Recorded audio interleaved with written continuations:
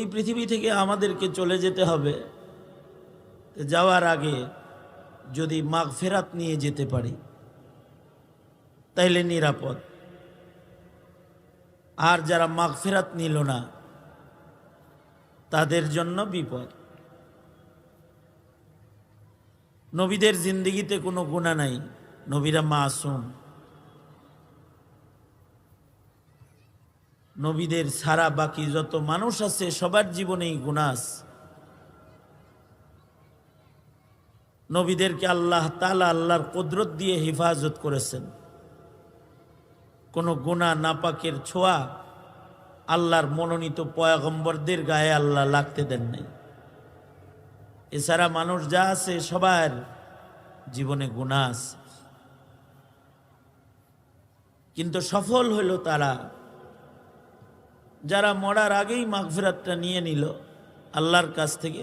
যা গুনাহ হয়েছে তার থেকে রবের কাছ থেকে মাগফিরাত নিয়ে নিছে, তো সে সফল হয়ে গেছে। কারণ যারা আল্লাহর কাছ থেকে মাগফিরাত নেয়, তওবা করে, তারা গুনাহমুক্ত হয়ে যায়। কায়াউমিন ওয়ালাদাতহু উম্মুহু, তাদের মা যেন কেমন যেন তাদেরকে কেবল প্রসব করেছে এমন হয়ে যায় যে তাদের কোনো গুনাহ থাকে না। আর গুনাহ যখন মুছে যায় তখন সে নিরাপদ হয়ে যায়। কারণ যারা গুনাহমুক্ত হয়ে গেল তারা জান্নাতে ঢোকার উপযুক্ত হয়ে গেল। জান্নাত গুনাহমুক্ত মানুষের জন্যই আল্লাহ বানাইছে। উইদ্দাত লিল মুত্তাকিন।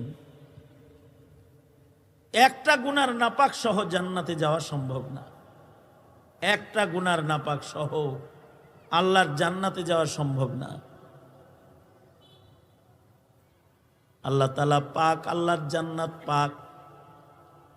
জান্নাতে তারাই যাবে যারা পাক বান্দা হবে, পবিত্র হবে, যাদের আমলনামা হবে পাক,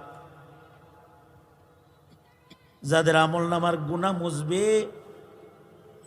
যারা পবিত্র আমলনামার মালিক হবে তারা পবিত্র জান্নাতে ঢোকার উপযুক্ত হবে।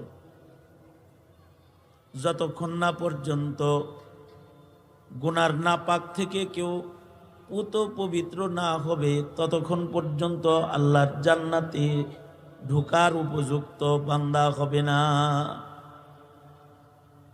এই জন্যে বান্দাকে আল্লাহ বলেন মাগফিরাতের দিকে দৌড়াও, মাগফিরাত নাও, মাগফিরাত। এই জিনিসটা আমরা বুঝি না, কিন্তু সাহাবীরা বুঝে।